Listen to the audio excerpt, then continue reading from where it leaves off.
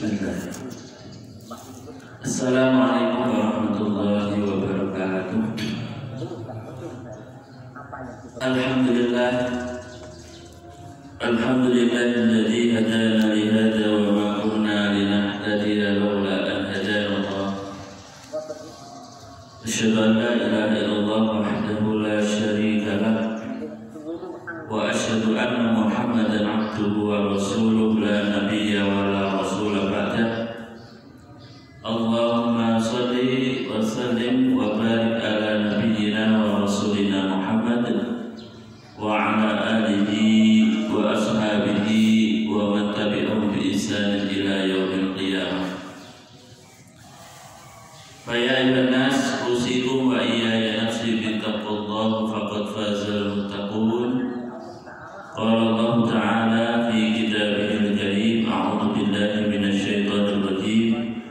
Bismillahirrahmanirrahim. Ya ayyuhalladzina amanu taqullaha haqqa tuqatih wa la tamutunna illa wa antum muslimun. Ya ayyuhalladzina amanu taqullaha wa qulu qawlan sadida yuslih lakum a'malakum wa yaghfir lakum dhunubakum wa may yuti'illaha wa rasulahu faqad faza fawzan 'azima. Wa inna asyrafal hadithi kitabullah wa khairul hadi hadi Muhammadin sallallahu alaihi wasallam wa syarrul umuri muhdatsatuha fa inna kulla muhdatsatin bid'ah wa kulla bid'atin dhalalah wa kulla dhalalatin finnar. Amma ba'du, Allahumma hamdana bil Qur'an. Bapak-bapak, ibu-ibu, saudara-saudara sekalian, jemaah pengawasan menjelang buka puasa yang dirahmati Allah Subhanahu wa taala. Berbahagia sekali pada sore hari ini kita masih diberikan nikmat Allah. Kita masih diberikan kesehatan maupun kesempatan oleh Allah Subhanahu wa taala untuk kembali bermajlis ilmu. Walaupun mungkin di akhir-akhir Ramadan ini memang tantangannya luar biasa. Biasa Pak, jadi kalau sudah memasuki 10 hari yang terakhir itu memang agak berbeda dengan awal-awal Ramadan. Itu setiap tahun kita rasakan begitu. Dan memang seringkali kami sampaikan ibarat sebuah pertandingan ya, kompetisi itu kan biasanya kan nonton ya, babak penyisian itu kan pesertanya banyak, kemudian memasuki perempat final itu kan tim-tim yang juara-juara, kemudian masuk ke semifinal, final itu tim yang terbaik yang bertanding. Itu kalau kita ibaratkan sebuah kompetisi ya, atau pertandingan, maka ya di 10 hari yang terakhir ini finalnya. Biasanya kan di 10 hari yang pertama, apalagi awal-awal tuh, wah jamaah itu mudah. Bahkan mungkin kalau perlu masjid itu tidak amat menampung jamaah. Ya itu kayak sepak bola kan begitu. Pertama penyisian timnya banyak, masuk perempat final tinggal beberapa saja, masuk semifinal tinggal 4, masuk final tinggal 2 kan artinya. Ya semoga nanti di sini ya tidak tinggal 2, imamnya sama makmumnya tok. Ya itu sudah menjadi hal yang biasa.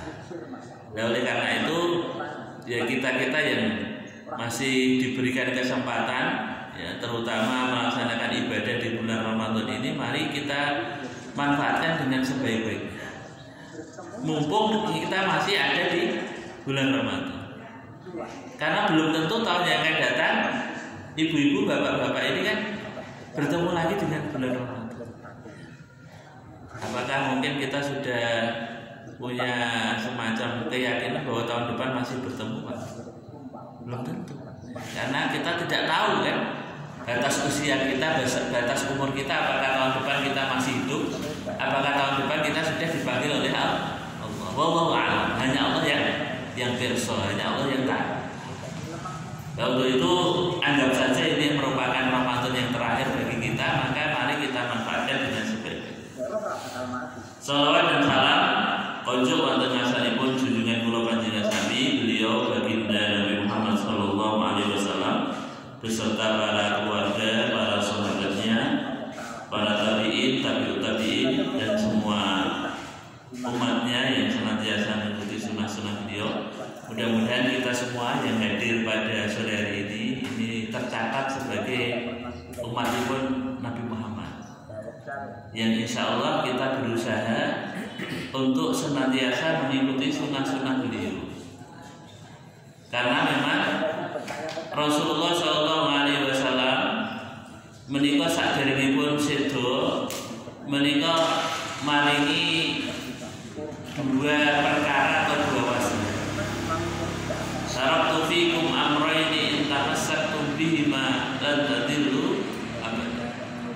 Telah aku tinggalkan dua hal, dua perkara, yang manakala kalian semua itu berpegang teguh kepada dua hal itu, maka kalian tidak akan pernah tersesat selamanya. Apa itu berpegang teguh? Yang pertama kepada Quran, kemudian yang kedua berpegang teguh kepada sunnah Rasul. Jadi dua ini monggo kita ugemi, kita pegang teguh, kita betul-betul apa ya? Dua ini kita pegang erat, Quran dan hadis. Karena insya Allah ketika kita berpegang kepada dua ini, berpegang kepada Quran, kemudian berpegang kepada hadis, insya Allah kita tidak akan pernah tersesat selama-lamanya. Apa? Minat dunia hatta akhir, dari dunia sampai kepada. Dan oleh karena itu mari di bulan Ramadan ini kita manfaatkan kesempatan ini untuk memperbanyak apa ya, mengkaji Quran, memperbanyak mengkaji Quran. Karena seringkali disampaikan bahwasanya memang di bulan Ramadan inilah diturunkannya Al-Quran. Sering disampaikan oleh para ustaz, para kiai, ya, para asatidz bahwasanya syahrul Ramadan allati unzila fihi Quran, bahwasanya di bulan Ramadan inilah diturunkannya Al-Quran. Fungsi Al-Quran apa? Hudan linnas wa bayyinatin minal huda wal furqan. Bahwasanya Al-Quran ini adalah merupakan petunjuk bagi kita manusia. Jadi Quran itu menjadi sebuah petunjuk bagi kita.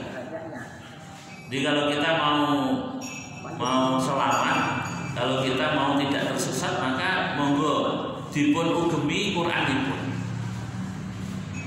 Karena memang Allah sudah ngerti kehujan linnas. Bapak-bapak dan saudara-saudara yang dirahmati Allah Subhanahu wa taala, melanjutkan kajian kami ya, terkait dengan kajian hadis, bahwasanya sore hari ini kami akan menyampaikan berkenaan dengan keutamaan berjalan menuju ke masjid dan keutamaan berjamaah di masjid. Rasulullah SAW ya, bersabda di dalam sebuah hadisnya, An Abi Hurairah radhiyallahu anhu anna Nabi sallallahu alaihi wasallam qala man ghada ila al-masjid aw raha a'adda Allahu lahu fil jannati nuzulan kullama ghada aw raha. Abu Hurairah radhiyallahu anhu berkata, bersabda Nabi sallallahu alaihi wasallam, siapa yang pergi pada pagi hari atau sore hari menuju ke masjid, maka Allah akan menyediakan untuknya hidangan di surga tiap dia pergi, baik pagi maupun sore. Jadi dari hadis ini Rasulullah SAW memberikan satu peringatan kepada kita bahwa dia itu senantiasa pergi ke masjid, baik siang maupun sore, baik pagi maupun sore, maka Allah akan memberikan hidangan besok di surga. Besok di surga.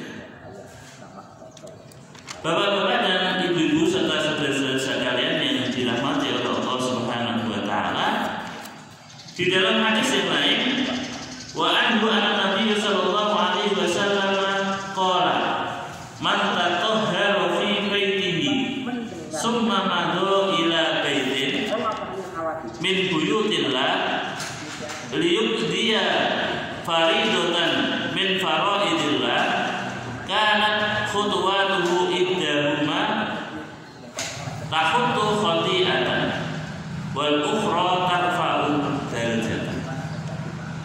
Dari Abu Hurairah radhiyallahu anhu berkata, bersabda Nabi sallallahu alaihi wasallam, siapa yang bersuci atau berwudu di rumahnya kemudian berjalan ke masjid untuk menunaikan sholat fardu atau sholat wajib, maka semua langkahnya dihitung, yang satu untuk menghapuskan dosa-dosa, yang kedua untuk menaikkan derajatnya. Jadi bapak-bapak dan saudara-saudara sekalian yang dirahmati Allah Subhanahu wa taala, ketika kita ini berjalan menuju ke masjid dengan langkah-langkah kita, kalau sekarang kan kayaknya hampir-hampir sudah tidak berjalan di balik. Karena apa? Karena ke masjid biasanya kan numpak sepeda motor, minimal numpak sepeda motor. Kayaknya naik sepeda ondel juga saya tidak melihat ini. Minimal sekarang naik sepeda motor. Artinya apa? Bahwasanya ketika kita melangkahkan kaki kita menuju ke masjid, dari rumah kita berwudu, dari rumah kita ini bersuci, kemudian menuju ke masjid, maka Allah akan menghapuskan dosa-dosa kita dan akan meningkatkan derajat kita. Bahkan di riwayat yang lain itu disebutkan bahwasanya setiap langkah kita, satu langkah kita, maka akan mendapatkan satu kebaikan. Dua langkah kita akan mendapatkan dua kebaikan. Tiga langkah kita semakin jauh, semakin jauh. Seperti misalnya Cak Duki ini ya, lalu pun berikut kembang ya. Belum kembang. Belum kembang, betul. Sampai sini ya, karena sekarang nggak jalan kaki ya, kemudian naik sepeda motor, mungkin putaran-putaran roda itu akan dihitung oleh Allah Subhanahu wa taala dari Plumo menuju ke Bangsri ke Aliman. Ya kira-kira putaran dihitung ini. Ya, semakin jauh maka semakin banyak derajatnya dan pahalanya. Nah, berarti yang ngomong boleh cicing adoh. Dia tidak apa-apa, karena memang Rasulullah mengatakan semacam itu, bahwa jadi ketika menghitung langkah-langkah kita, maka Allah akan menghapuskan dosa-dosa kita. Kalau dulu mungkin pakai kaki karena jalan ya, nggak ada transportasi lah. Kalau sekarang kan memang minimal nyepeda wae mungkin sudah jarang ya. Udah kita ke masjid naik sepeda ondel kan jalan kaki juga jarang. Kecuali mungkin Pak Qasim beliau yang paling sepuh mungkin selalu jalan kaki. Tapi kalau saya, Pak Didi, Pak Duki dan yang lain, Pak Asadi, apalagi mungkin dalam berjalan kan nggak mampu kaduan ya Mas. Ini semacam. Jadi ternyata ketika kita melangkahkan kaki kita ke masjid ya, untuk beribadah kepada Allah, untuk melaksanakan sholat, maka dihitung langkah-langkah kaki kita. Dihitung oleh langkah-langkah kaki. Bapak-bapak dan saudara-saudara sekalian yang dirahmati oleh Allah Subhanahu wa taala, ini ada cerita tentang sahabat Ansor. Jadi sahabat Ansor. Jadi dulu itu kan sahabat itu kan terbagi menjadi dua. Ada namanya muhajirin. Muhajirin itu orang-orang yang hijrah. Jadi saat Rasulullah berdakwah itu kan awal mulanya kan di Mekah di Mekah. Di situ Rasulullah berdakwah itu 13 tahun. 13 tahun. Tetapi di Mekah ya, karena mungkin kondisi kondisi masyarakatnya dan sebagainya itu pada saat itu beliau itu mendapatkan pengikut cuma sedikit.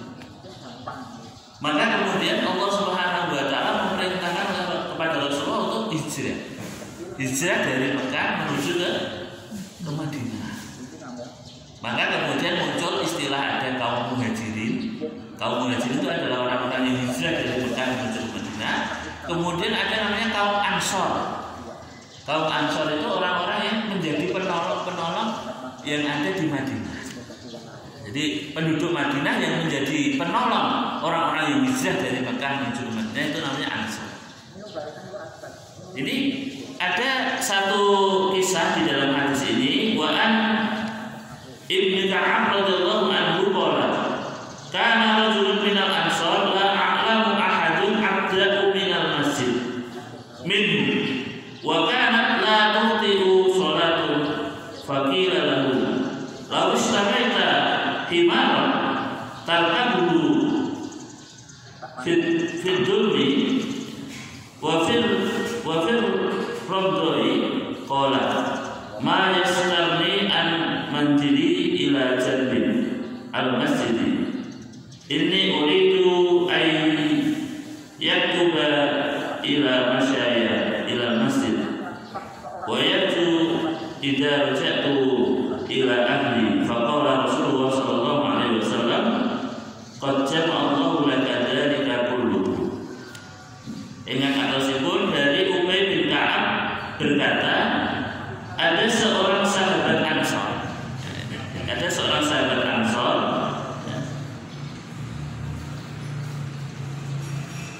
Tiada seorang yang saya kenal lebih jauh rumah daripadanya.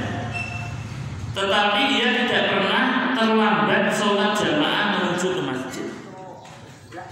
Maka ia ditegur, andaikan kau membeli keledai untuk kendaraanmu di waktu gelap dan panas. Jawabnya, saya tidak ingin kalau rumahku di sebelah masjid. Saya ingin tercatat dalam amal kebaikanku, perjalananku ke masjid dan kembaliku ke rumah keluargaku.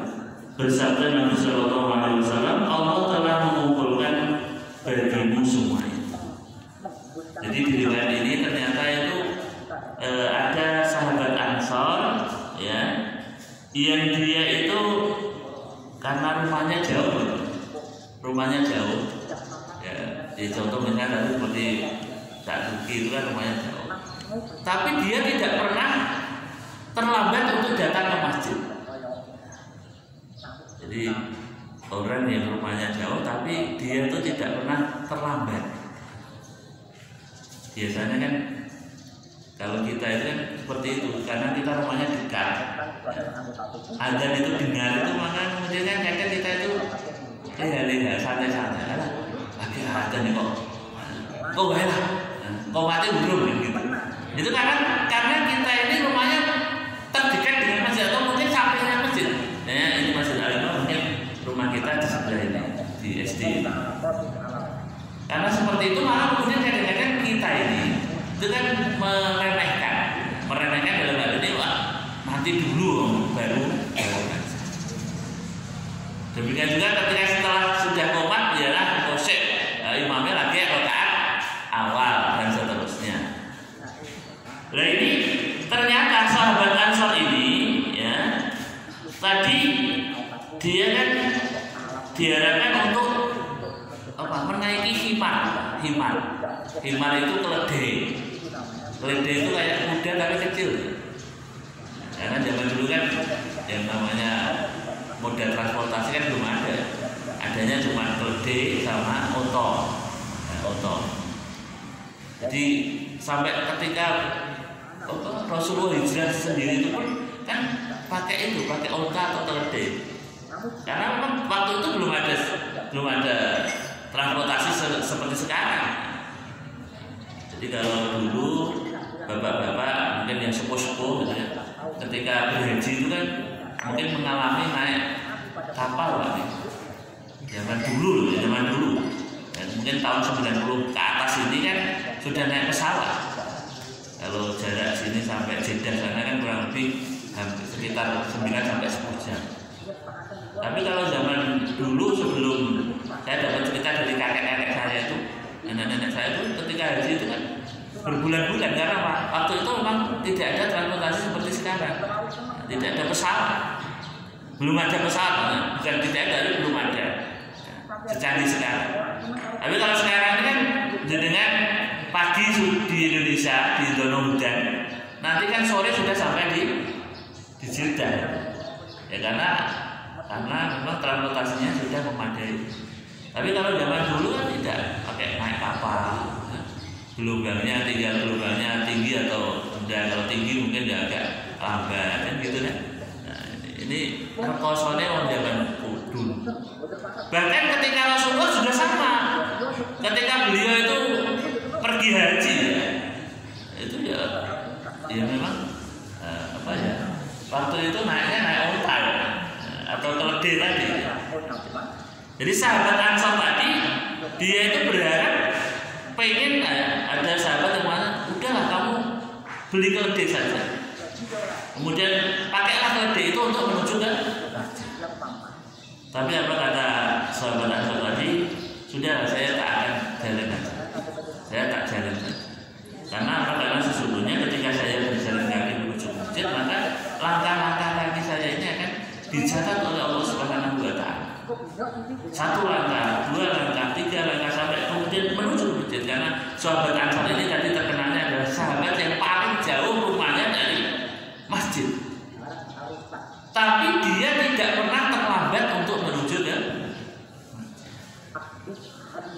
luar biasa. Jadi kalau kita baca hadis-hadis ini kadang-kadang kita itu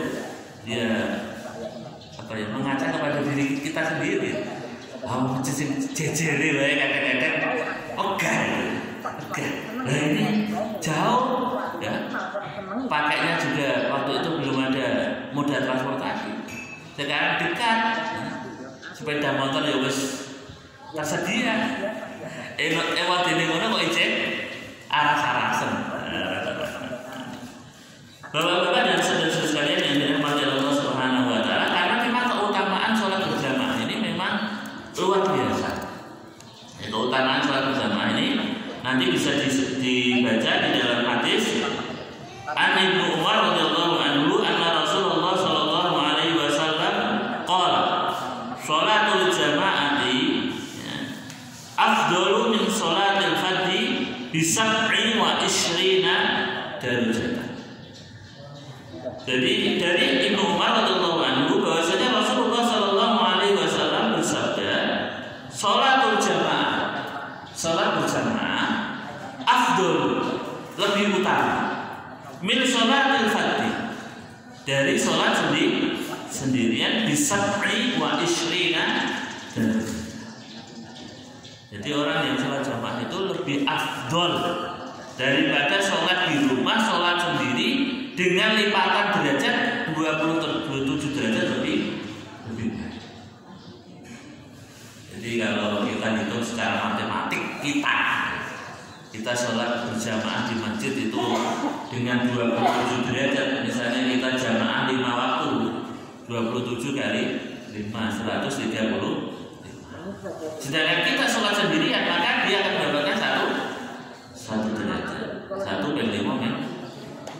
Terus secara matematiknya manusia itu sudah jauh, apalagi matematiknya Allah Subhanahu wa Ta'ala. Pernah satu ketika, ini tentang keutamaan sholat berjamaah, atau pernah satu ketika dalam hadis yang lain, ya. Wa anhu qala an-nabi sallallahu alaihi wasallam rajulun a'ma. Faqala ya Rasulullah laisa li qa'idun yaquduni ila masjid. Fasa'ala Rasulullah sallallahu alaihi wasallam ayyurakhisa lahu fa yusalli fi baitihi.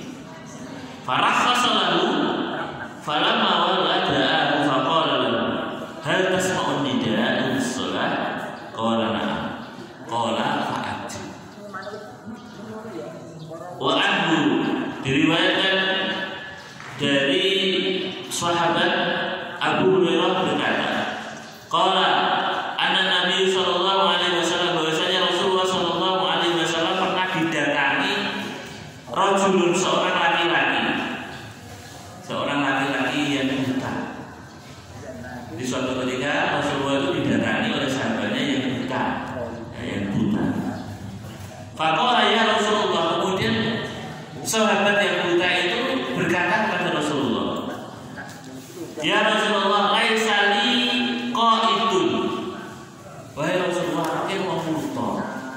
Saya ini tidak punya teman yang menggandengku ke masjid, yang membimbingku ke masjid. Kemudian masa Rasulullah Shallallahu Alaihi Wasallam kemudian berharap bahwasanya sahabat itu mendapatkan rukhsah. Rukhsah itu keringanan. Ya karena saya itu buta, orang masih gandeng atau membimbing saya ke masjid, maka ya Rasulullah, kasihanlah saya, berikanlah rukhsah kepada saya, berikanlah keringanan kepada saya untuk tidak ke masjid. Kemudian beliau mengatakan ayyurakhis lahu fayusalli fi baitihi. Maka kemudian Rasulullah itu memberikan rukhsah. Ya wis lah, karena kamu itu orang yang buta, kamu tidak bisa melihat, dan kamu tidak ada orang yang membimbing kamu untuk menuju ke masjid, kamu sholat di rumah saja.